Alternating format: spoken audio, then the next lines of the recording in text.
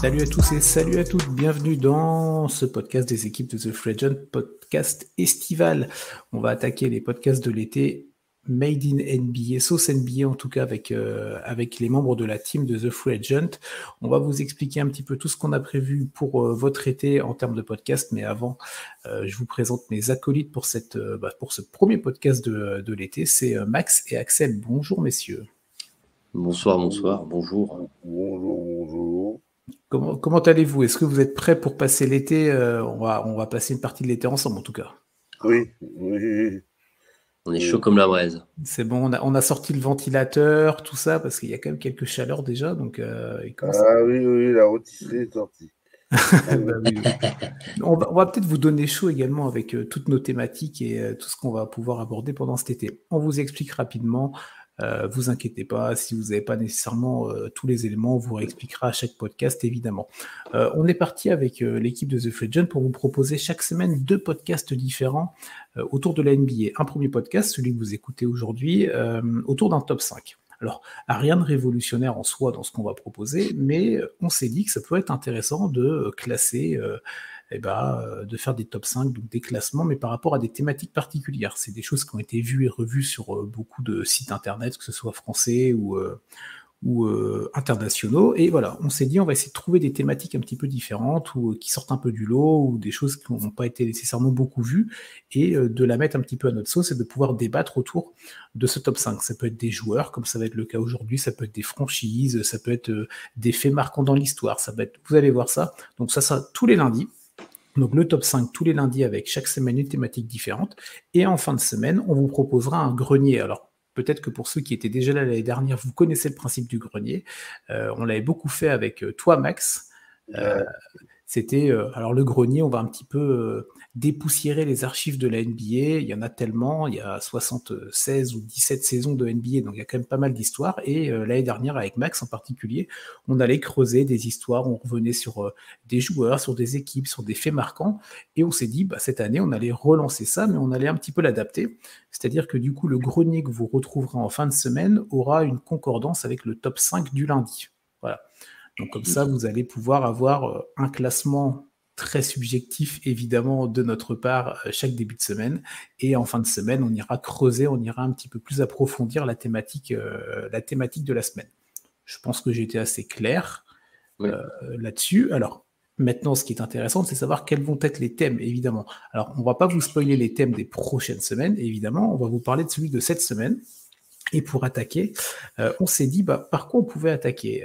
On a un petit peu regardé l'actualité et je pense que vous êtes au courant, en tout cas si vous nous écoutez, je pense que vous suivez un petit peu l'actualité basket NBA et il y a eu des Français et en particulier un certain Français qui était drafté assez haut en NBA, un certain Victor W. Je pense que vous voyez de qui je parle, messieurs, drafté par les Spurs en numéro 1 et on s'est dit on pourrait peut-être revenir un petit peu sur la carrière de nos joueurs français en NBA. Alors, Wembanyama n'a évidemment pas encore commencé, on espère la meilleure réussite pour lui, mais il y a quand même pléthore de joueurs français, messieurs, qui ont foulé déjà les parcs NBA.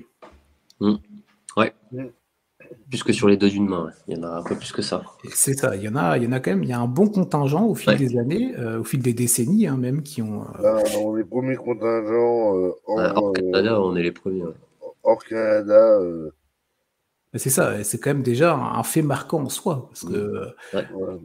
Tu vois, par rapport à ce côté internationalisation de la NBA, du basket, et c'est vrai que nous, on est plutôt bien placés avec nos joueurs français. Et donc, on s'est dit, pourquoi pas proposer un petit top 5 pour attaquer cet été sur les joueurs français qui ont foulé ou qui foulent toujours les parcs NBA, parce que, alors, ni moi, ni Max, ni Axel ne connaissons le top 5 des uns et des autres. Donc ça, c'est ça qui est intéressant, on va pouvoir en débattre. Alors si vous entendez des cris, des hurlements, des pleurs, on découvrira comme vous en direct un petit peu ce que nos acolytes auront dit là-dessus. Est-ce que c'est bon pour vous, messieurs? Bien sûr, on est prêt. C'est très bien. Bon, on est prêt. Alors, on va vous proposer de faire ça, évidemment, dans un ordre 5, 4, 3, 2, 1. Hein, c'est quand même plus intéressant dans cette logique-là. Alors, il y aura certainement des joueurs, des classements sur lesquels on sera d'accord. J'espère, en tout cas, sur certains. Sinon, il va falloir qu'on se pose quelques questions. Mais il y en a peut-être certains autres où on va pouvoir un petit peu en discuter, en débattre. Et l'idée, voilà, c'est par ce biais de top 5-là, pas de les classer, oui, mais c'est plus un prétexte pour pouvoir reparler de ces joueurs-là, de pouvoir reparler des carrières, de ce qui nous a marqué.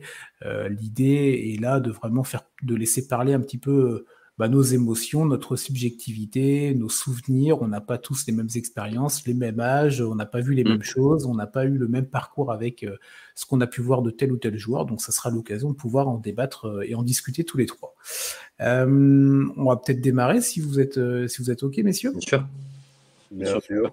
Allez, comme ça, je vais vous laisser un petit peu la main aussi pour pouvoir commencer à échanger. Alors, on va commencer par le numéro 5. Alors, personnellement, je suis parti du principe d'avoir un numéro 5 peut-être un petit peu popcorn, un petit peu plaisir. Je ne sais pas comment vous l'avez vu. C'est peut-être pas le 5e meilleur français dans l'histoire de la NBA, tu vois.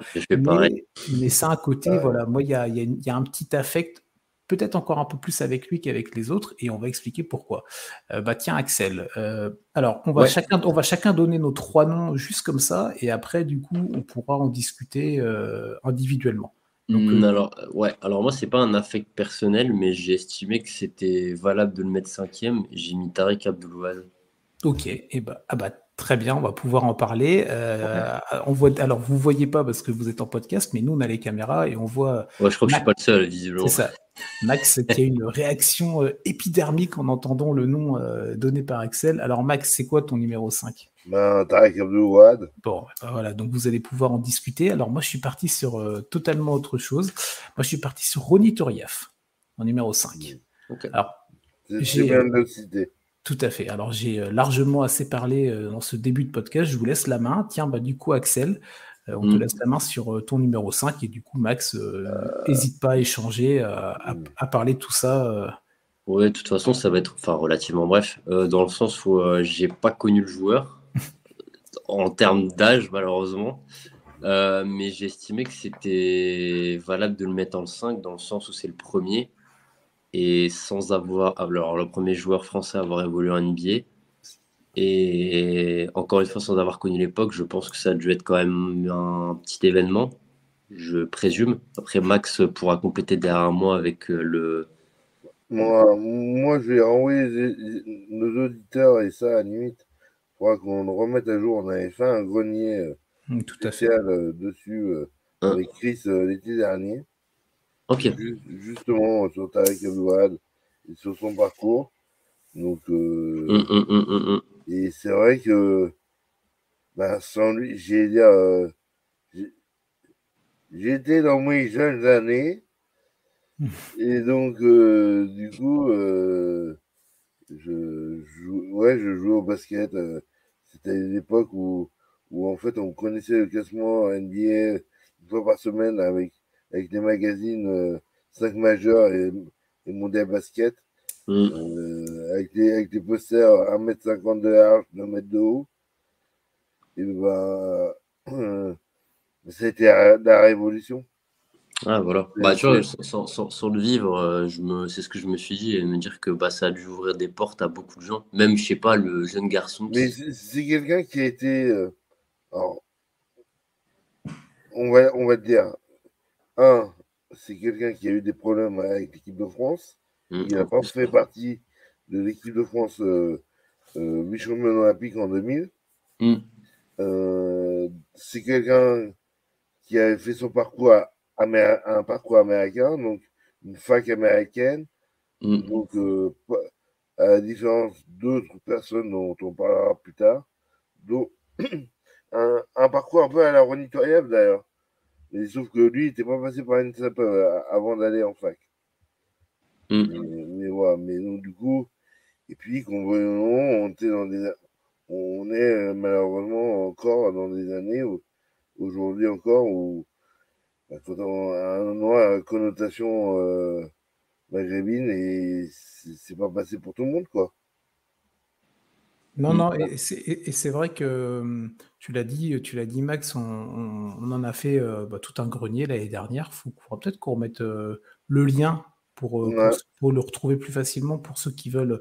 On a vraiment fait, on a refait en tout cas humblement son histoire, son parcours, ses origines et ce côté, bah oui, voilà, il faut toujours un précurseur, comme vous disiez, il faut toujours un gars qui va être le premier. Alors, ça peut être le premier joueur drafté en NBA, ça on pourra y Non, revenir. c'est Hervé Dubuisson.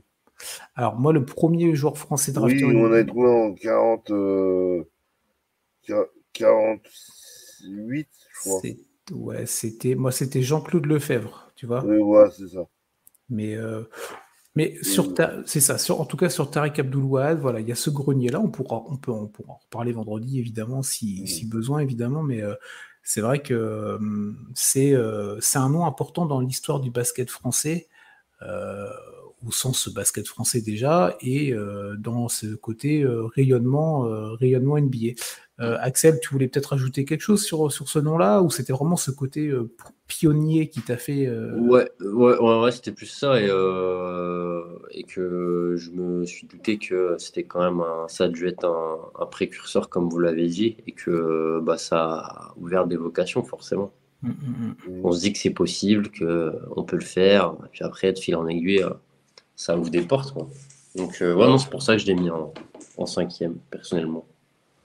Ok. Et puis Ronny, moi, la passerelle du coup, Ronny qui a un parcours équipe de France de jeunes, partir à Gonzaga, puis après je te laisse. Ouais. Après, moi je reviendrai peut-être un peu plus profondément lors du grenier sur Ronny, mais voilà, moi c'est vrai que quand j'ai regardé un petit peu la liste des joueurs français qui ont joué NBA, la liste est très longue, comme on l'a dit tout à l'heure en introduction du podcast.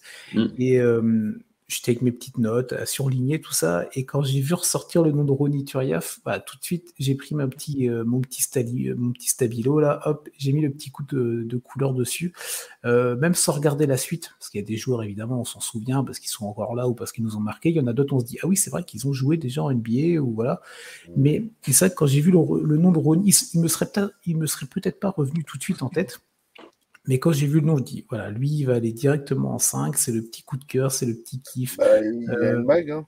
Oui, c'est ça. Déjà, juste, alors, le palmarès. Après, l'idée n'est pas de classer par rapport au palmarès, mais ça reste un critère. Non. Ça reste un critère, mais qu'il faut prendre en compte, évidemment. Titre en 2012, hein, c'était avec le 8, avec les Heatles, avec LeBron, avec D-Wade, avec Chris Bosh et toute la clique. Ce titre-là pour Ronny, qui est vraiment... ça marque vraiment encore plus de son empreinte, son parcours en NBA, et même pour lui, personnellement, c'est vraiment l'aboutissement, voilà. J'ai le titre, j'ai la bague, mais même au-delà de ça, il y a ce moment-là, mais il y a tout le parcours au départ avec les honnêtement, on va juste dire le début, puis on développera dans le grenier. Oui, bien sûr.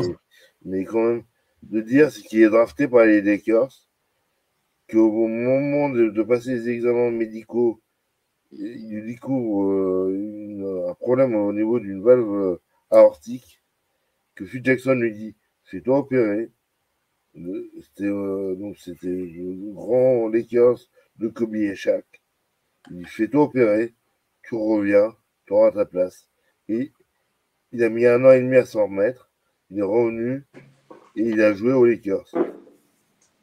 Voilà. Et voilà, c'est vrai que rien que sur ce début juste le début, et après le reste on en parlera. Oui, évidemment, mais rien que ce début-là, en fait, il y a un côté très ça humanise encore plus. Souvent, les joueurs, on les voit comme des athlètes, des performeurs. On est les premiers à les critiquer quand on trouve à notre petit niveau qu'ils sont pas assez performants, qu'ils jouent pas assez bien ou qu'ils donnent pas machin. Là, il y a un côté humain, il y a un côté, voilà, tu l'as dit, ce mec-là, ils ont détecté un problème de santé qui n'était pas neutre, hein, c'était un vrai problème de santé, et ils l'ont accompagné. C'est ça, ils l'ont accompagné, ils l'ont suivi, ils lui ont donné la possibilité de prendre le temps déjà de se remettre, de venir jouer, et il n'a pas joué dans une équipe alors c'était pas la meilleure équipe non plus, mais il a joué quand même. C'était pour les Lakers, c'est quand même une franchise historique. Il a joué avec Kobe. Et j'ai trouvé vraiment que dans cette NBA-là, où on parle beaucoup de business, et c'est normal, ça en reste un, il y avait un côté humanisant, il y avait un côté, voilà, et ça m'a touché, ça m'a marqué. Et ce mec-là, quand on l'entend, même aujourd'hui, on en parlera plus tard, mais c'est vraiment un mec en or, j'ai l'impression. Je le connais pas personnellement, j'ai jamais eu l'occasion de discuter avec lui, mais des interviews que j'ai pu lire ou que j'ai pu entendre de lui, on voit vraiment que c'est une époque qu'il a marquée et que même c'est un bon gars, humainement. Et puis, c'est quelqu'un qui a fait beaucoup pour ses origines. Donc, je vais pas dire de bêtises entre martiniquaise ou guadeloupéenne. Je vais te dire ça tout de suite, c'est la Martinique. Martiniquaise, merci. Et qui s'est énormément investi, qui aujourd'hui, lui, est dans la fédération. Ouais. Avec Babac, qui est manager général de l'équipe de France. Ronny, voilà. La génération split 80. Split 97, je crois, de l'équipe de France et champion d'Europe junior. Non, junior, ouais. Il a gagné des choses. Mais voilà, donc c'était mon petit cinquième, c'était Ronny Turiaf, et on pourra en parler plus longuement lors du grenier. On enchaîne avec le quatrième, messieurs. Ouais. Ça vous va? Allez, pareil, bah tiens, Max, juste le nom, Axel, et je vous donne le mien derrière. Ben, moi, je vais mettre Babac. Allez, Boris Dio. Allez, Boris Dio, pour toi. Tiens, Axel, tu es parti sur qui, toi? Moi, j'ai mis Batum. Nico Batum, ok, et bah c'est pas mal parce qu'on n'a pas du tout on va avoir 3 joueurs différents pour cette quatrième place. Moi je suis parti sur Rudy Gobert. Eh oui. Hésité, ouais. Eh oui, je suis parti sur non, bah oui, je vois. Alors Max qui ne fait que des signes depuis le début de ce podcast. Des grands signes. Non, mais je ne veux pas couper la parole, donc c'est pour ça. Non, t'inquiète. Non, moi j'ai mis Rudy. Bah, alors tiens, Max, sur Boris, un petit peu, qu'est-ce que tu veux nous dire sur Boris, c'est comme le role player, mais le joueur, mais qui n'avait rien à faire en NBA, mais qui a été tellement le joueur de devoir, l'exemple type, le leader, que ce soit, il a été MIP, ce qui est quand même un titre, donc le joueur qui a le plus progressé quand il était à Phoenix, parce qu'il y a quand même pas mal bourlingué, le Pierre Babac, d'Atlanta, Phoenix, et puis il a eu la bague avec son copain Tipeee, la dernière bague en Spurs. Les Spurs en 2005-2006. Non, qu'est-ce que je raconte? Non, 2014, pardon, 2014. 2014, oui, voilà. 2014. Et donc, moi, Babac, c'est le joueur. Ça, honnêtement, Batum, c'est son digne héritier pour moi. C'est vrai que c'est dur de choisir. Enfin, je pense qu'on n'a pas les mêmes. J'ai beaucoup hésité. Hein. Ouais, pareil. Autant mes 3 premiers sont beaucoup plus établis. Autant là, sur mon quatrième, j'ai hésité vraiment entre Batum. Mais Boris, c'est pareil. Il a montré qu'on pouvait faire une très belle carrière en NBA sans être une star. Qu'on pouvait être considéré, respecté, mais de partout où il est passé, de tous les coachs qu'il a eu. Et voilà, et pas en mettant 25, 30 points. Voilà. Juste en sortant du banc, en étant titulaire à un moment donné. Vraiment le role player de base. Et vraiment un joueur totalement atypique. Qui s'est fait hurler dessus par beaucoup de ses coachs parce qu'il disait mais tire. alors que lui, il faisait des passes, d'extra passes. L'avant, la dernière ou l'avant-dernière passe. L'avant-dernière passe qui est encore plus importante. C'est qui crée le décalage. Ça, Boris, merci aujourd'hui à la tête des équipes de France quand on voit les résultats actuels. C'est tout à fait son image. Parce que là, tu en as fait un éloge et je ne peux que m'incliner devant cet éloge-là, parce que moi, j'ai Boris Dio aussi dans mon 5, mais il n'est pas quatrième.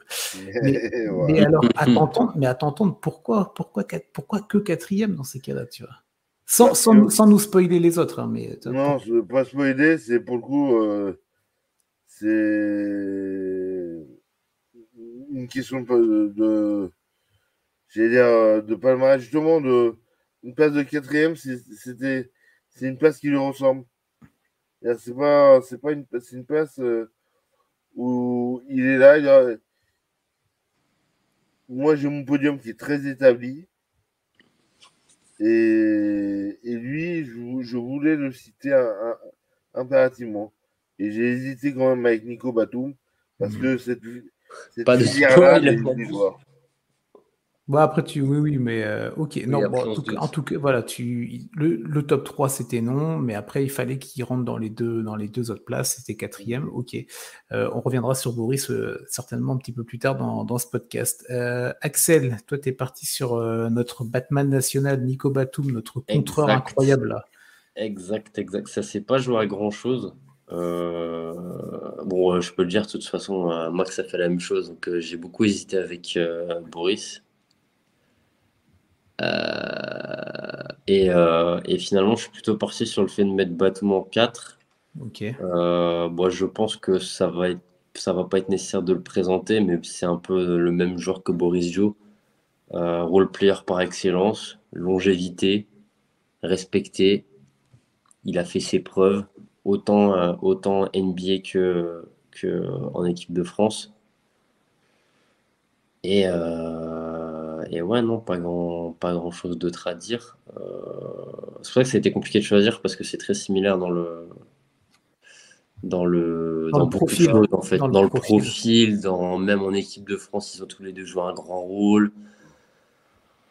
C'est compliqué de choisir. Après, c'est les préférences personnelles, hein, et je donne l'avantage au plus ancien des deux. Ok. Ouais, et toi, donc, Rudy. Ouais, alors moi Rudy, alors ça a été en fait c'était compliqué parce que, et c'est ça que je trouve intéressant dans l'exercice, c'est vraiment de jouer. Alors il y a le palmarès individuel qui est quand même très qui commence à être assez fourni quand même pour notre ami Rudy. Je vais vous le donner rapidement. Donc 3 fois défenseur de l'année, c'est quand même une performance assez unique, hein, que ce soit français ou même autre joueur, hein. Il est dans une caste très limité dans l'histoire de la NBA avec 3 titres de défenseur de l'année. Il a été 6 fois dans la All Defensive Team, 3 fois All-Star. On l'a connu évidemment principalement sous le maillot du Jazz de Utah entre 2014 et 2022. Là, il a atterri du côté des Wolves à Minnesota dans un énorme trade. Là. Donc, il y a ce palmarès-là. Rudy, c'est vraiment un vrai athlète, un vrai joueur de qualité, qui joue avec ses qualités. Très fort défenseur, protecteur de cercle, protecteur d'arceau, intimidateur, on le dit jamais assez. Le nombre de shoots qui doivent être modifiés, de trajectoire, le joueur qui a le ballon, qui il lève la tête et il voit, c'est ça, il se dit merde. Excusez-moi pour le gros mot, mais zut, il va falloir que il faut que je contourne, la tour Eiffel là, ou il faut que je passe la balle, et du coup ça change les trajectoires, ça change la stratégie à ce moment-là. Donc ça, c'est des choses évidemment très importantes. Tu sais que ils ont sorti une stat depuis un an ou deux, des Américains. Oui, les shoots déviés, ça, il y a une stat.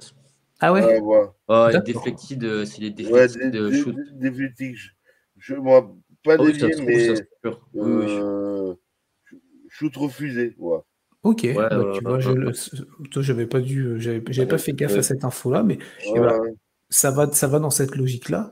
Après, moi, ce qui me gêne, c'est, l'idée n'est pas de lancer le débat Utah, tout ça, machin, parce qu'avec Max, ça peut partir, mais moi, je trouve qu'après, ça manque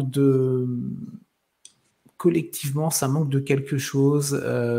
J'essaye de réfléchir vraiment aux mots que je vais utiliser. L'impact dans l'équipe du point de vue défensif est majeur, évidemment, et n'est pas discutable. Mais je trouve que quand on joue, c'est des deux côtés du terrain. Quand on veut avoir un vrai rôle dans une équipe pour viser le plus haut, hein, on n'est pas là pour viser le ventre mou, entre guillemets, chaque saison. Et Rudy est un compétiteur. Moi, je trouve qu'il manque un petit peu, il manque de l'autre côté du terrain, il manque offensivement. Alors pendant longtemps, à l'époque du Jazz, on a beaucoup tapé, on a tapé sur lui, on a tapé sur le duo avec Donovan Mitchell, on a tapé aussi sur le coaching, sur les choix. Alors je pense qu'il y a un peu de vrai partout, hein. Il n'y a pas un bon, il n'y a pas un mauvais. je pense qu'il y a des choses à voir et des discussions à avoir sur lui, sur les coéquipiers qui l'entouraient, sur la façon dont les choix de coach et les choix de stratégie de match étaient faits ou n'étaient surtout pas faits pour lui. Mais moi, je trouve que je peux pas nécessairement le mettre beaucoup plus haut parce que pour ça, en fait, je trouve qu'il manque encore ce petit truc offensivement qui va faire la différence et qui va faire que Rudy, on débattra plus en fait vraiment de sa place en NBA. C'est pas qu'on en débat, il a sa place en NBA, tout ça, mais moi je trouve qu'il manque encore un petit quelque chose. Il n'y a pas non plus les résultats collectifs avec Utah, ça n'a jamais été vraiment très très loin non plus. Faut pas oublier. Il y a été pendant 8 saisons, hein, donc là maintenant avec Minnesota, on va attendre de voir, on va pas juger.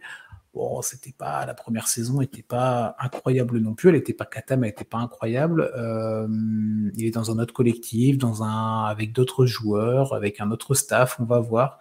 Peut-être que d'ici 2-3 ans, si un jour on décide de refaire le classement et que Rudy a été en finale NBA ou que Rudy, voilà, peut-être que je changerai mon fusil d'épaule. Mais là, en l'état actuel des choses, pour moi, je peux pas le mettre podium des meilleurs joueurs français en NBA. J'ai une petite question pour alimenter le. Bien Alors, moi, j'ai pas de réponse à la question, mais je te pose la question. T'es Utah, tu retires son maillot ou pas? Non, bah voilà. Non. Et je retire pas non plus le maillot de Donovan Mitchell. Aucun des deux. Non. Après, oui, toutes les récompenses qu'il a pu avoir, que j'ai pu citer, individuelles, il les a eues sous le maillot du Jazz. Mais pour autant, non, moi je veux dire. Pas eu de réussite. Non, je sais ce que je veux dire. Mais oui, non. C'est une question. Sur plein de joueurs, souvent quand ils changent de maillot, quand après beaucoup d'années, ouais. on peut se poser la question. Et le fait d'avoir répondu non aussi bien catégoriquement moi que Max, alors c'est pas non plus c'est pas le tribunal, hein, pas parce qu'on a dit non que ce sera pas le cas. Non, du tout. Mais c'est vrai que ça montre que en tout cas il n'y a pas d'hésitation de notre côté là-dessus, tu vois. Donc voilà, moi c'est mon numéro 4. Il fallait évidemment qu'il soit dans le top 5 hein, là-dessus.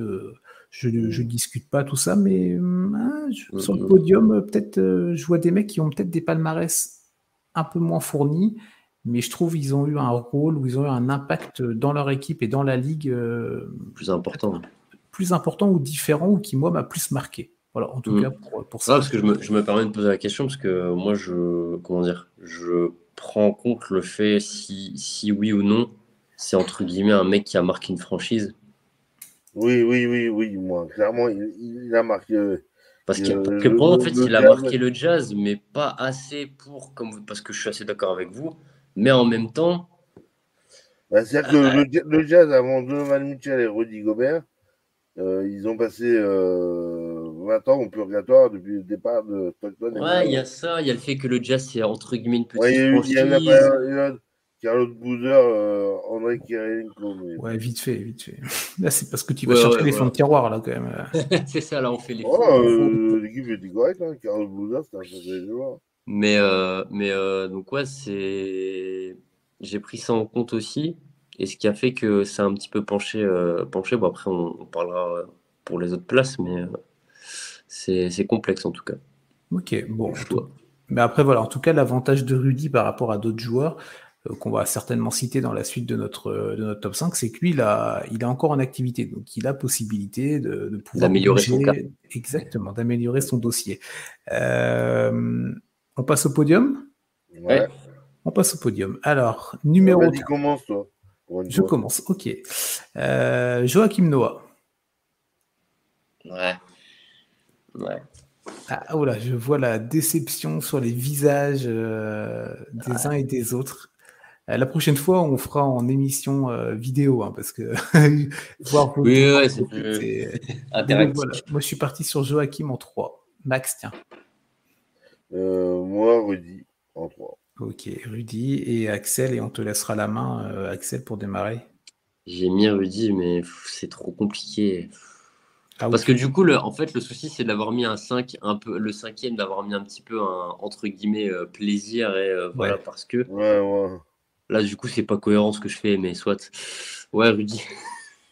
Allez, vas-y. Mais de toute façon, on va passer à la division. C'est parce que Noah, j'y ai pensé fort pour ce qu'il représente et pour. Après, t'en parleras, Chris, plus que moi. Mais ouais, j'ai mis Rudy. J'ai mis Rudy parce que on l'a évoqué juste avant. 3 fois meilleur défenseur de l'année. Figure d'une franchise pendant un certain temps. Alors effectivement, c'est pas les Lakers ou une franchise historique, mais ça reste quand même une franchise NBA. Il n'y a pas eu la réussite, mais je pense que sa carrière, qui encore une fois n'est pas terminée, mérite quand même d'être parmi les meilleurs joueurs français. Après, c'est discutable, mais et j'estime que, étant donné que dans notre classement, il y a Boris Dio et Batum, qui sont alors des role-players plus,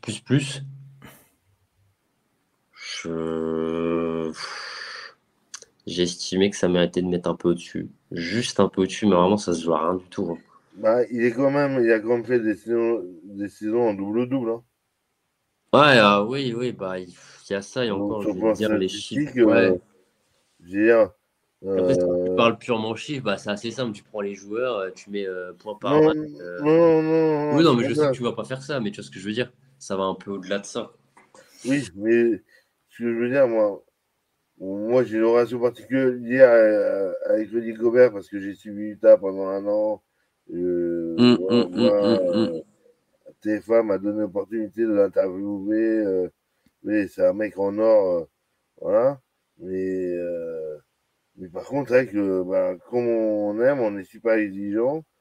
Et je pense que cette année, il a payé, comme souvent en France, le fait qu'il ait eu un super contrat et que ça ne gagne pas et qu'on l'envoie à Minnesota et que tout de suite, la contrepartie énormissime. Est énormissime et ça marche dans un premier temps avec Utah avant de partir en quenouille. Donc, T'as eu cette impression-là qu'en France, on a davantage tapé sur Rudy à partir du moment où il a eu. Ah ouais, vous avez vu cette impression-là. Pour moi, c'est clair. Et même en France, on n'aime pas les gens qui gagnent de l'argent. Et même si le mec il est adorable, qu'il est généreux, qu'il a une super fondation, que pour chaque contre qu'il inflige, il rajoute $1000 à sa fondation. Ça, on l'oublie. Ce qui compte, c'est le mec, il a signé un contrat à 240 patates. Puis en plus, le problème, c'est qu'il a pas un jeu. Enfin, c'est quand j'ai 8 ans, je m'entends, mais c'est pas un mec qui met des gros tomards, qui met des gros tirs à 3 points. Son jeu est pas flashy. Donc, ouais, c'est pas flashy, c'est un peu de. Mais c'est à l'image un peu de. Alors, dans une dimension supérieure pour moi, un Babak et Batum. Mais c'est pareil, c'est un joueur qui se dédie au collectif. On lui donne des ballons pour marquer, il va les marquer. Sauf quand il nous coûte des Jeux Olympiques au lancer franc. Effectivement. Bon. Oui, bon, vu comme ça. Mais autrement, en NBA, il a fait de très belles choses. Il fait de très belles choses. Et je pense que cette année, avec ce qu'a connu Minnesota, là, on va enfin avoir les 4 Conley, Edwards, Karl-Anthony Towns et Gobert. Et là, ils ont, en gros, c'est win or die, quoi. Après, mais bon, on en parlait aussi, tu vois, on va pas faire un débat sur Rudy, mais on en parlait aussi à Utah, on disait bon allez, c'est peut-être l'année ou jamais. Ouais, mais ça a été comme ça pendant combien de temps, tu vois. Et oui, mais il y a une grande différence, c'est-à-dire que là, il est dans un autre système, il joue dans un autre système qui lui est plus dédié. T'as vraiment l'impression que bon là c'est qu'une année une, donc on va moi j'ai dit tout à l'heure on va attendre avant de voir, mais moi j'ai pas l'impression que ça par séquence, par moment oui, mais dans la globalité j'ai pas eu plus l'impression. Toi le côté frustration dont il touche pas assez la balle, J'ai pas regardé les 82 matchs de Minnesota l'année dernière, hein, vous m'excusez. Et il y avait ce côté-là aussi, parce qu'il y avait au début, il y avait un D'Angelo Russell qui donnait pas la balle. Oui, mais dans ces cas-là, il y a toujours quelque chose. À Utah, il y avait toujours un mec, il y avait toujours un c'est pour ça qu'ils vont venir McConley, qui est son pourvoyeur de ballon. Après, comment dire, je le défends depuis tout à l'heure, mais on va pas se mentir, qui est Conley, Russell ou Aaron Holiday. Non, c'est pas ça. On lui demande pas. C'est que si tu donnes pas le ballon à un joueur qui monte au pick and roll, c'est sûr que le problème, c'est que tout le monde dit par rapport aux extraterrestres que sont Jokic, Embiid, qui ont révolutionné le poste 5. Effectivement, il ne sait pas tirer à 3 points. Et effectivement, c'est un pivot à l'ancienne. C'est un pivot à Pat Ewing, à la. Je sais pas moi, les grands pivots qui. Dans une autre époque, tu vois, c'était. Une autre époque. C'est un joueur dans les années 90, 10 ou 80, il a été monstrueux, c'est. Voilà. Après, il est monstrueux. Il est monstrueux de toute façon dans ce qu'il fait, dans ce qu'il sait faire. Donc voilà. Aujourd'hui, c'est vrai on voit des Embiid, des Jokic, des postes 5 qui courent. Rudy court beaucoup des deux côtés du terrain, faut qu'on en dise. Mais par contre, ça court, ça fait des passes décisives, ça tire à 3 points. Rudy, le problème, c'est que justement, si tu emmènes en dehors avec des Jokic ou des Embiid, bah, tout de suite, t'as plus la menace à l'intérieur. Donc, je mettrais une petite nuance à ce qui vient d'être dit, mais il y a un gap entre quand même. Tu sais, il y a les Adebayo, il y a des joueurs, Jokic et Embiid, évidemment. Là, c'est les extraterrestres, je suis d'accord. Ouais, non, mais voilà. Non, mais c'est ce que je veux dire. C'est qu'il y a ces deux extraterrestres. Et derrière, moi, j'ai Rudy Pivot, troisième All NBA. Moi, ça me va très bien. Bon, après, ça, c'est encore un autre débat. Bon, en tout cas, ce qui est intéressant, c'est que vous l'avez tous les deux mis troisième, donc aux mêmes places, mais je ne vais pas dire que les arguments sont différents, mais en tout cas, vous avez des visions. Oui. Mais c'est ça qui est intéressant aussi, tu vois. Ouais, bien sûr. On n'a pas le même. Pas les mêmes critères. Ouais. C'est ça. Et moi, du coup, j'ai pas du tout le même critère que vous, parce que j'ai choisi Joachim Noah, mon numéro 3. Donc, j'aime beaucoup ce choix. Je vais en parler un petit peu. Vous pourrez évidemment en parler. Bon, je présume que vous ne l'avez pas mis ni deuxième ni premier, sans spoiler. Ah bah, qui sait. D'accord. Ok. Non, bon, alors. Ok, très bien. On va voir. Alors, bon, moi, je vous en parle rapidement, plus ou moins rapidement. Défenseur de l'année en 2013-2014, 2 fois All-Star. Il a été 3 fois dans une All Defensive Team. Bon, ça, très bien. Ok, c'est très important, mais moi, c'est surtout. Troisième seul français. Oui. Troisième au vote du MVP. Au vote du MVP, ça je ne l'avais pas noté. Et c'est vrai que le fait que tu le redises, tout à fait, il faut le signaler. Mais moi, Joachim Noah, c'est voilà. Alors oui, il est passé, il a fait New York, il a fait Memphis, il a fait les Clippers. Ouais, ok, d'accord. Moi, c'est Chicago, c'est ce maillot rouge, c'est ce maillot des Bulls de 2008 à 2016, si je dis pas de bêtises. Avec D-Rose. C'est avec D-Rose, c'est Lou Holding aussi, tu vois, rien que donner ce nom-là, c'est incroyable, autour de Thibodeau. Qui était magnifique. C'est exactement, c'était une équipe avec Carlos Boozer, on en a parlé tout à l'heure. On en parlait. En fait, Carlos Boozer va être notre fil rouge pour ce premier podcast. En fait, tu vois. C'est ça. Celui-là, il aurait fallu qu'on le trouve. Mais non, voilà, moi, Joachim Noah, c'était ce côté dans une équipe vraiment incroyable. C'était pas une équipe.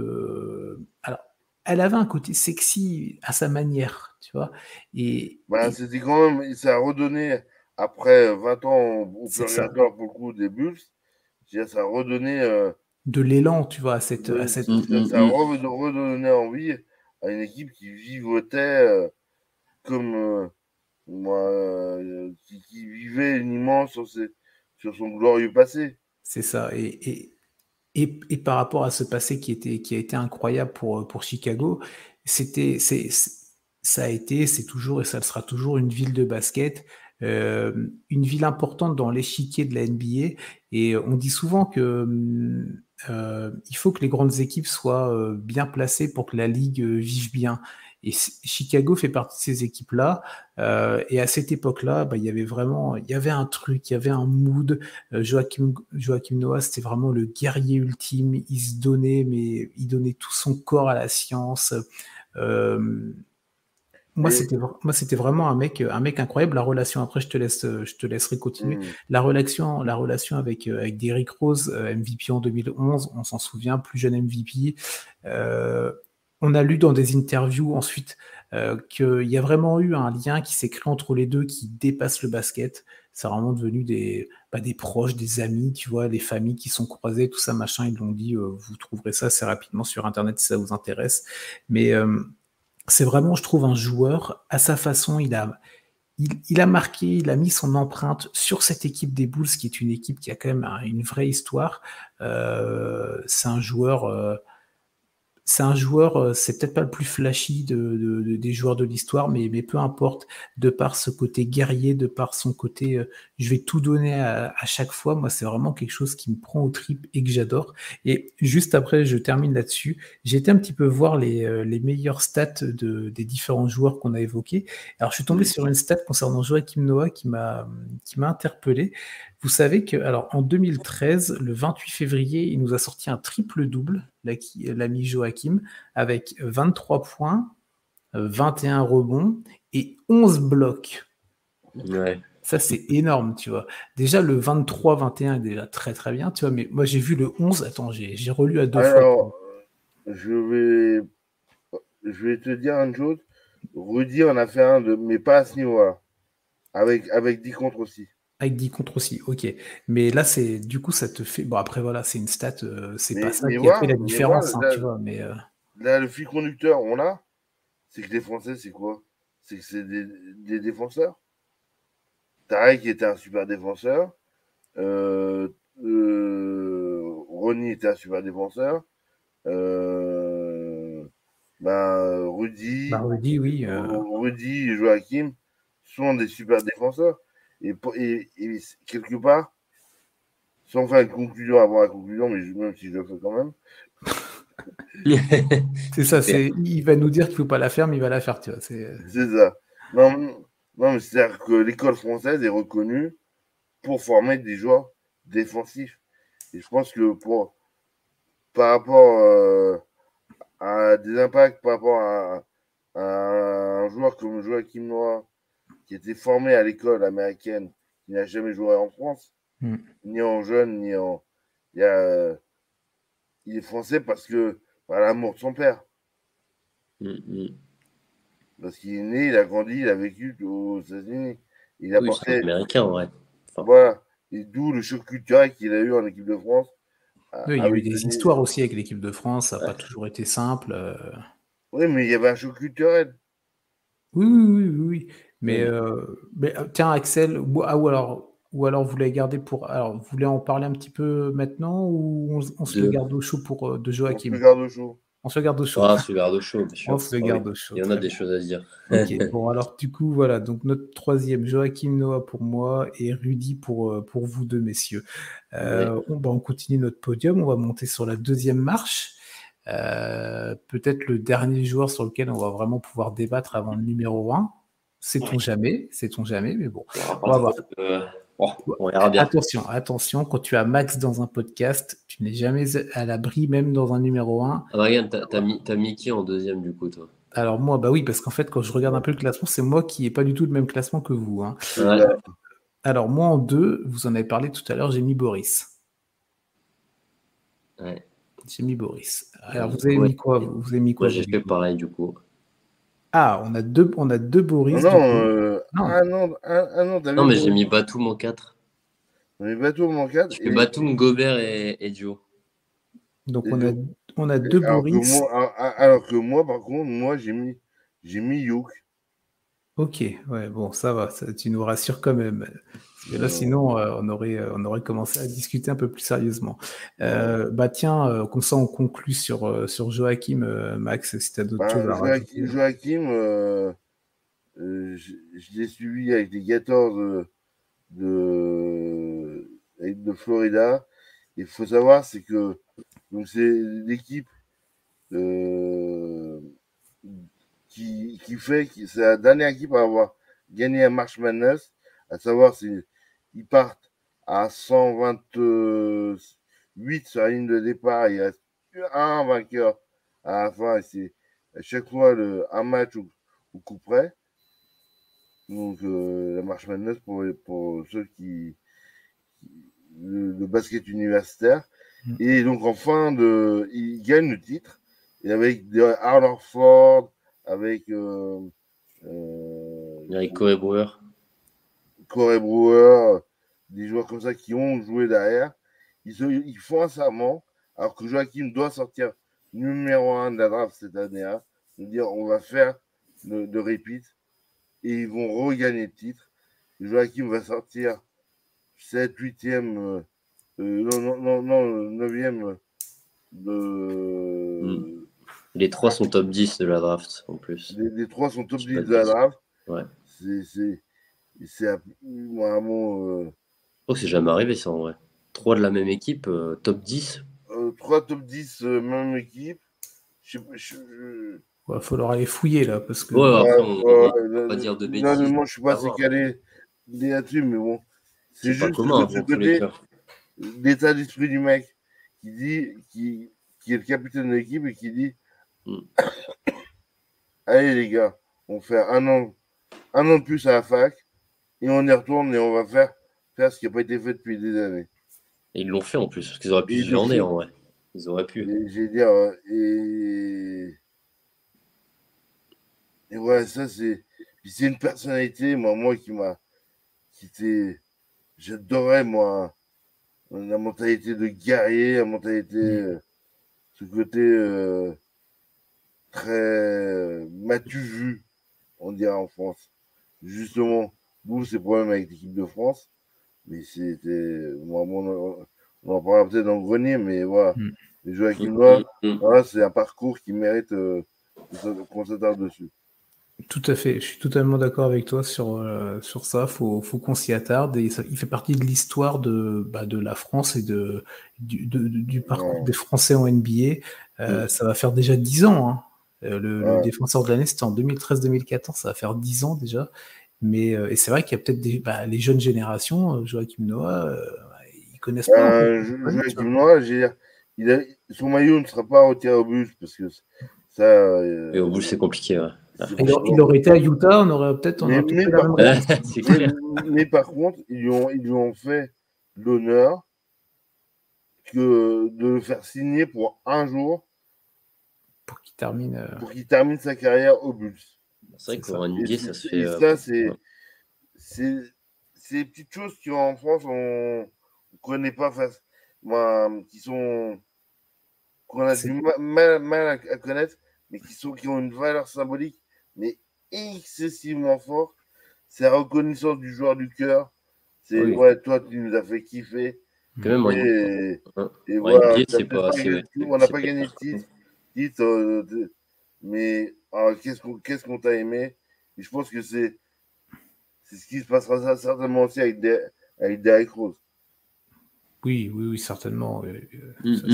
C'est certain. Tiens. Qui lui, pourra avoir son maillot retiré. Oui, c'est envisageable.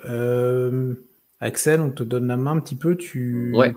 On passe un peu à Boris, peut-être. Ouais. Boris Dio. Mais Boris Dio, après, on en a pas mal parlé. On en a parlé tout à l'heure, oui, mais il y a peut-être il y a de ça quelques minutes.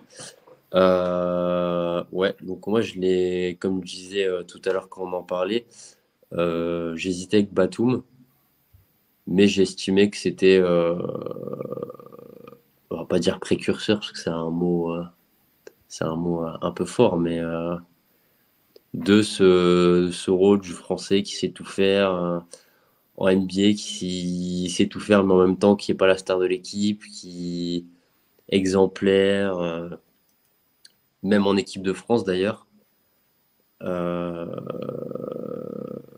Donc c'est pour ça que je le mets aussi haut. Alors après, ça se joue c'est du chipotage, hein, comme on l'a dit de toute façon depuis le début du classement, mais moi j'ai voulu lui mettre une belle place à côté de ce qui va suivre. Et je trouvais que c'était joliment placé. Ouais, non, je te rejoins, je vais faire court. Comme tu l'as très bien fait, Max, tout à l'heure, t'en as parfaitement parlé. Franchement, j'aurais pas beaucoup dit mieux. Donc, je trouve que j'en rajoute pas non plus beaucoup plus. non, mais c'est ça, tu l'as très bien dit. C'est pour ça que moi, du coup, je t'ai posé la question de pourquoi pas plus haut dans le classement. T'as donné tes raisons. Pour moi, voilà, ouais, non, je suis totalement d'accord avec vous. Juste redonner 2-3 chiffres comme ça, histoire de conclure sur Boris. C'est plus de 1000 matchs, hein, Boris, en NBA. C'est 1064 matchs. C'est quand même, c'est pas neutre, c'est pas rien, en fait. Oui, ça joue. C'est ça, voilà, ça a joué. Alors, il y a eu Atlanta au démarrage. Après, bon, Phoenix, hein, 2006-2009. Quand on voit avec qui il a joué, je regardais un petit peu tout à l'heure les équipes. Tu vois, à l'époque de Phoenix, il y avait du Steve Nash, il y avait du Amar'e Stoudemire, il a joué avec Shaquille O'Neal aussi, il a joué avec Leandro Barbosa. J'adore le Brésilien Barbosa. Ouais. J'adorais ce mec. Avec Sean Marion, bon, c'était une super période, c'était une superbe équipe. Après, il a été du côté des Bobcats. San Antonio avec ce titre en 2014, ça termine à Utah. Bon, peu importe, mais ça joue avec Rudy, hein, si je dis pas de bêtises, quand il est à Utah. Honnêtement, je me rappelle même pas qu'il avait fini sa carrière à Utah, tu vois. Moi, je crois qu'il doit y avoir un lien, ouais. Mais oui, parce que c'est 2017 à Utah et Rudy, il était entre 2014 et 2022. Donc, mais bon, peu importe. Moi, c'est cette période avec Phoenix, cette période avec San Antonio. Alors, un de ses surnoms, je disais ça tout à l'heure sur Basketball Référence, je ne l'avais pas, c'était le The French Magicien. Ouais. Je l'avais pas, celui-là. Tu vois, j'avais Babac, j'avais tout ce qu'on connaît, mais celui-là, je ne l'avais pas. Et ouais, non, voilà, un facilitateur de jeu comme on en a rarement vu, et un mec incroyable, un super mec, un super joueur. Et non, voilà, t'en as très bien parlé, Max, tout à l'heure. Donc voilà, pour moi c'est deuxième, et je suis d'accord avec toi, Axel. Il devait avoir cette place, une belle place honorifique dans le top 5. Tu vois. Bah, surtout que dans ce que même ma réflexion que j'avais quand je réfléchissais à mon classement, je trouve pas ça hyper logique, mais en même temps c'est tellement logique. Enfin, je sais pas comment expliquer, mais. Ah, mais moi je te comprends, je l'ai mis deuxième, donc c'est hyper logique. Parce que dans mon raisonnement de base, je voulais pas forcément le mettre comme ça, mais en fait, c'est bien comme ça. Mais oui, tout à fait. Et c'est gravé, mais c'est notre classement. Et de toute façon, après, l'idée, comme on a dit tout à l'heure, c'est pas classer pour classer, c'est plus pour en discuter, en échanger et en parler. On va parler de notre numéro 1, peut-être. Notre premier numéro 1. C'est ça. Alors, il y aura peut-être d'autres top 5 durant l'été, on espère en tout cas, où il y aura peut-être des discussions ou des débats. C'est vrai qu'on n'a pas commencé par le plus discuté, quoi. Là, waouh, qu'est-ce que c'est dur. C'est ça. Alors, je pense qu'on est tous d'accord. Numéro 1, un certain Tony Parker, messieurs. Ouais. Il paraît. Je vais faire la blague Kylianaise, mais bon, il joue encore. C'est encore un jeune. On va le laisser tranquille. Non, tout le monde. On aurait pu parler de Air France, Mika Pietrus. Après, moi, quand même. Après, on pourra terminer par la petite. Celui qu'on se dit, bon, il a un peu toqué à la porte, mais. Ou alors, vraiment la petite pépite. Là, on va parler de notre numéro 1, messieurs, Tony Parker, 4 fois champion NBA, MVP des finales de la saison 2006-2007 avec les Spurs, bien évidemment. 6 fois All-Star, il a été 4 fois dans une All-NBA team. Ça termine à Hall of Fame dans quelques jours. Évidemment, avec une cuvée totalement incroyable. Hein, cette cuvée de Hall of Famer, Vraiment, on avait fait un podcast avec Yaya sur la signification du Hall of Fame. Et cette année, il rentre avec Becky Hammon, son ancienne assistante, de Popovic. Popovic. Bah ouais. J'ai dit, Paul. Il y a Gasol. Gasol, Dirk Nowitzki et lui. C'est juste la plus belle cuvée de Hall of Famer, crédible, depuis peut-être 10 ans. Bah, c'est ça, il n'y a pas à se dire « Ah, lui, ouais, non, bah là, il n'y a pas de débat. » Mais même Beckham, elle, comment dire, elle gagne le titre avec des Sky dès sa première année en tant que coach principal en WNBA. Elle a été assistante pendant 10 ans de Popovich, sauf que Papy, il veut pas il veut pas laisser sa place. Mais voilà. Bon, alors, la question maintenant, la question autour de Tony, c'est OK, donc on a tous les trois mis numéro 1, mais pour vous, c'est quoi le premier critère où vous vous êtes dit, quand on a posé le thème, voilà, vous êtes dit OK, bon, bah, mon numéro 1, il est posé, et après, je commençais à réfléchir. Tony Parker, pourquoi? Est-ce que c'est ses 4 titres de champion, c'est son palmarès personnel, palmarès collectif, c'est quoi pour vous en fait? Qu'est-ce qui a fait? Bah, c'est un tout, en vrai. C'est toutes les catégories médiatiques, sportives, aura, legacy. Voilà. Ouais. Parce qu'avant lui, on n'avait jamais vu un Français réussir autant. Je vais dire, voilà.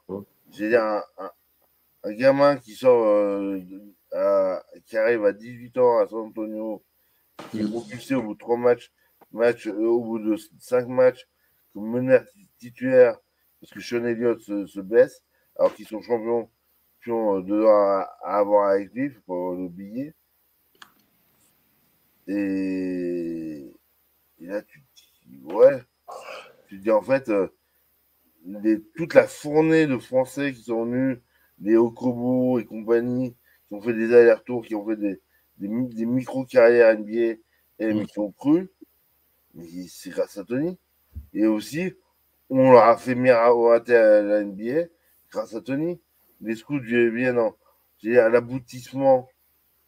Et c'est vrai que c'était pas pour rien que quelque part que Tony l'avait récupéré à la duel. Et c'est Victor. Victor, c'est la fin de l'héritage, c'est le climax de l'héritage de Tony. Voilà, il a fait une partie de la transformation de Victor en le mettant en Euroleague, en le mettant sur le banc, en l'endurcissant un peu. Après, il est parti au Metropolitan se faire cajoler par Collet. J'espère qu'il ne va pas redescendre trop d'eau. Non. Bon, pour revenir plus sur Tony, sur sa carrière en NBA, Axel, est-ce que toi, je sais pas, il y a des performances, il y a des matchs, il y a des moments particuliers qui t'ont marqué, ou c'est la globalité de l'œuvre en fait qui fait que voilà, c'est pas discutable à l'heure actuelle.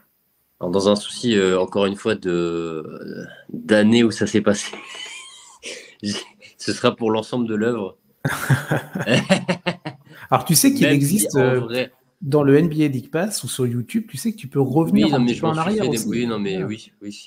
Après, je vais pas me dire, je me suis pas fait une saison de Tony Parker. Je vais pas abuser. Mais non, pour l'ensemble de l'œuvre, et forcément, quand on dit basket français, enfin, c'est le premier nom qui vient, c'est presque automatique. Alors après, oui, tu peux peut-être dire Boris Dio pour tout un côté aussi, entre guillemets, avec des gros guillemets affectifs, et voilà, pour la personne. Mais Tony Parker, c'est l'emblème français du basket. En plus qu'il a marqué son empreinte sur le basket en équipe de France. Toutes les épopées qu'ils ont pu faire en équipe de France, c'est lui qui tient le wagon, entre guillemets. Enfin, après, ils sont plusieurs, c'est un groupe. Je veux dire, c'est non. Et puis surtout, dans une franchise qui a gagné autant de titres, tu veux dire quoi de plus? De toute façon, tout a été dit, écrit. Ah oui, bien sûr. Oui, l'idée n'est pas de retracer là la carrière de Tony, mais c'est vrai que c'est de t'apporter, de dire pourquoi, qu'est-ce qui a fait que. Puis le poste aussi, après c'est bête, mais moi je trouve que le poste joue. Le fait que c'était un meneur qui faisait. Enfin, c'est peut-être idiot, peut-être que je suis bête, hein, mais le fait qu'il fasse à peu près notre taille, qu'il soit pas un mec de 2,20 qui sache tout faire. Mais il n'y a rien de. Moi, je trouve pas ça déconnant comme argument. Le côté, il est proche Monsieur de tout nous. Le monde, alors après, c'est Monsieur tout le monde. Ouais, c'est ça, un athlète incroyable, mais physiquement, bien sûr. Tu le croises dans la rue, oui, bah, si tu le connais pas ou si tu n'as jamais rien suivi du basket sur les 25 dernières années, bon, bah, tu vas pas t'arrêter en lui demandant, ça sera un mec lambda avec un physique lambda entre guillemets, hein. Mais non, moi, le truc de mec lambda, je suis pas sûr, mais tu vois ce que je veux dire. Voilà, mais je vais vous raconter une anecdote, je sais pas si vous la connaissez. Il faisait un pari avec Tim Duncan. C'est-à-dire que quand Tony Parker mettait un dunk, Duncan lui payait resto, et quand Duncan marquait un 3 points, c'était Tony qui payait. Il devait pas manger beaucoup alors. Bah justement, c'est pour ça. Hein. C'est pour ça qu'ils ont duré Ils ont fait une diète. Du bon Longhorn, du bon Angus ouais, bah ouais. de la Pampa de San Antonio. Ouais, il y a un monde. Mais ouais, non. De toute façon, hormis manger, faire sa photo devant Fort Alamo. À San Antonio, c'est pas la folie. Ouais. Par le barbecue. Le basket, il n'y a rien d'autre. Ah, tu peux te balader sur la petite rivière, là, tu sais, le petit fleuve qui traverse. Le Riverwalk, qui fait 500 mètres. Ouais, voilà, ça te fait ton petit parcours. Bon, je pense qu'ils l'ont fait et refait au cours de toutes les années. Il y a eu le temps de le faire, effectivement. Et puis eux, au moins, quand ils se jetaient le trophée, ils ne risquaient pas de tomber à 40, à 100 mètres dans l'eau, comme Tom Brady dit. Ils pouvaient limite se pencher pour la récupérer. Ouais.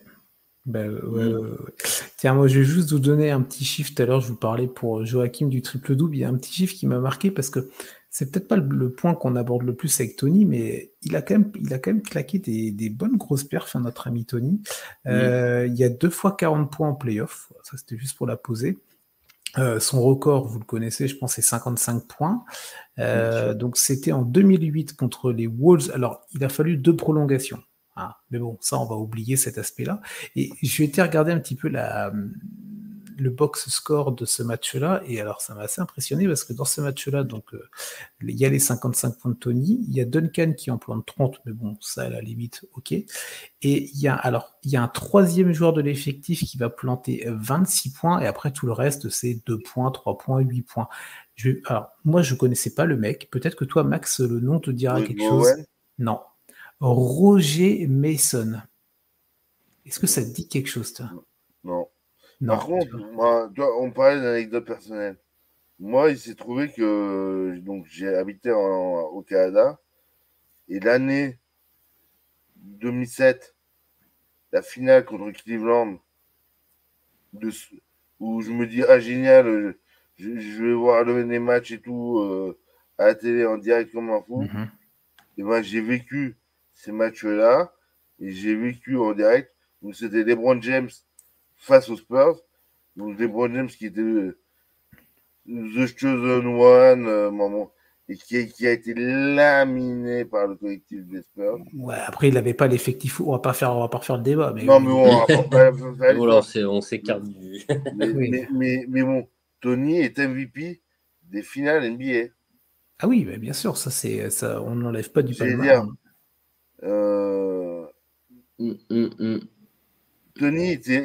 Tony a fait partie de ces. Il a un peu inventé.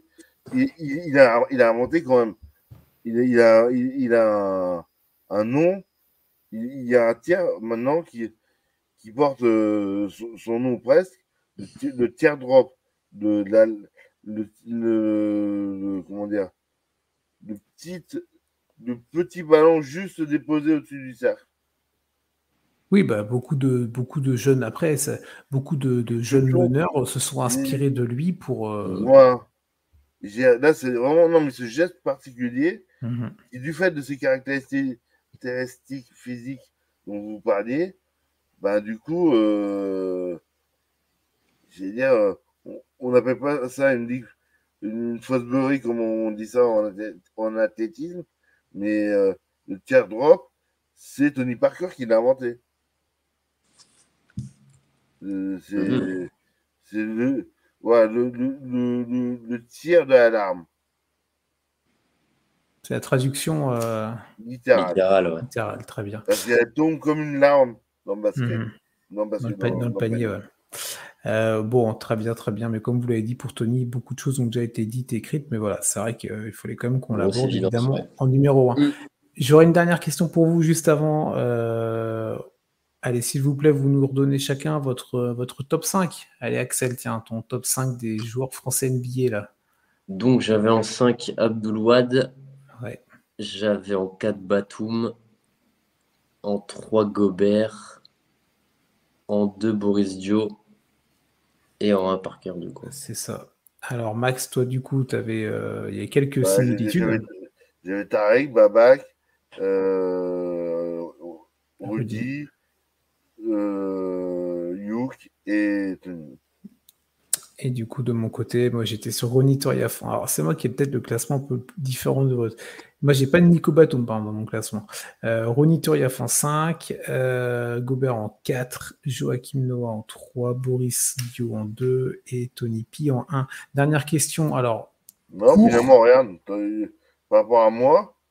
Ouais, bah, on se retrouve, tu vois, en fait, avec Axel, on se retrouve sur Boris. Vous vous retrouvez sur Rudy, vous vous retrouvez sur Tariq Abdul-Wad. Et toi aussi, t'as plus ami Rudy. J'ai dire, honnêtement, il y a au moins 3 noms qu'on a en commun. Oui, après, ça se retrouve souvent quand même. Oui, c'est normal, tu vois. Mais heureusement, parce que si on avait sorti. Non, mais voilà. C'est juste pour dire, après, c'est l'ordre. Oui, c'est l'ordre. Surtout toi et moi, Chris, c'est l'ordre des joueurs, plus que l'on a de différents. C'est ça, tout à fait. Dernière question, tiens, pour rebondir sur ce qu'on disait au départ, sur cette introduction qu'on a eue sur l'idée de ce top 5 français par rapport à l'arrivée de Victor Wembanyama, numéro 1 de la draft au niveau des Spurs. Alors, il n'a pas joué encore une seule seconde avec le maillot des Spurs. Ça devrait là, au moment où nous on enregistre, la Summer League n'a pas encore débuté, mais quand vous aurez entendu ce podcast-là, il y aura déjà eu les débuts de Victor normalement avec le maillot des Spurs en Summer League à Las Vegas. Quid de Victor? Est-ce que pour vous, ça serait naturel que Victor intègre tôt ou tard ce top 5-là? Et si oui, il pourrait aller chatouiller qui comme ça? Alors, ça reste très hypothétique, mais voilà. Dans un monde normal, je dirais il peut être facilement deuxième. Okay. Et après, par contre, je sais pas. Parce que la dynastie des Spurs, c'est chaud à aller chercher quand même. Ouais, mais justement. Comment? Justement, il y est chez les Spurs. Ouais, mais qu'est-ce qui va. Enfin, en fait, le raisonnement que j'ai, c'est que le joueur qu'il est censé devenir, alors après, voilà, j'espère qu'il deviendra, c'est un gap au-dessus des 4 autres noms qu'on a pu dire, plus ou moins. Tous. Et bien sûr. Voilà. Et dans ma tête, il n'y a que Parker qui peut rivaliser. Alors après, on verra ce qui se passe. Hein, mais il y est aux Spurs, mais on ne sait pas. Peut-être que ça va être un joueur incroyable, mais qui ne va pas gagner. Et déjà, il ne va pas démarrer avec Tim Duncan dans l'effectif. Ouais, non, mais voilà, mais je veux dire que ça va être un joueur. Non, mais par contre, il doit être Tim Duncan. Le Tim Duncan. C'est peut-être Jeremy Sochan, hein, le nouveau. Non,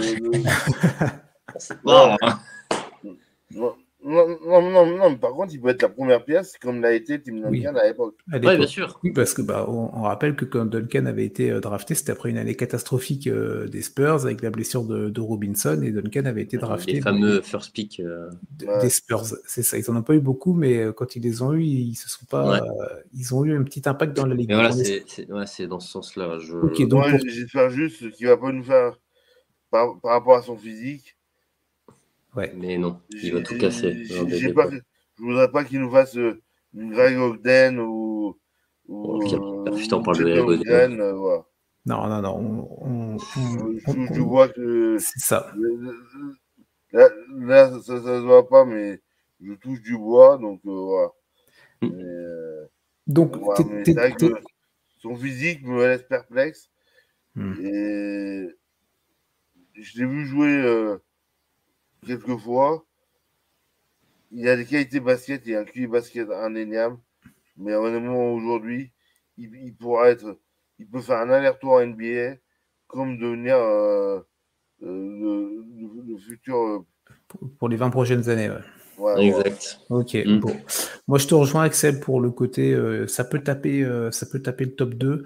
Après, il va vraiment falloir cravacher pour... Et même en cravachant, Tony, tu vois, il y a ce côté... Un facteur équipe qui va jouer. Ouais, et il y a ce côté, c'est Tony, tu vois. Donc, on verra ce que l'avenir...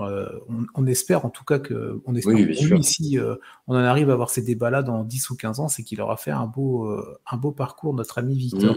Et il y a plein d'autres Français, évidemment, qui sont arrivés cette année et qui vont arriver, et d'autres Français qui sont toujours en train de jouer à NBA et qui pourraient taper aussi à la porte. Pourquoi pas, on verra ça plus tard.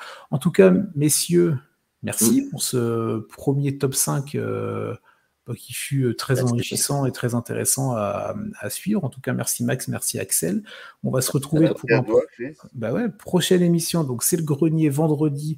On fera un point un petit peu plus détaillé sur certains joueurs. On va travailler ça avec Axel et Max pour vous proposer la meilleure émission possible, donc autour de certains profils, certaines carrières de Français en NBA. Le prochain top 5, ce sera lundi prochain sur un tout autre thème, avec d'autres acolytes de la team The Free Agent. On vous souhaite une très bonne journée, une très bonne semaine, de bonnes vacances si c'est le cas, et à très vite, évidemment sur les réseaux de The Free Agent. Bye bye. Bye bye, ciao.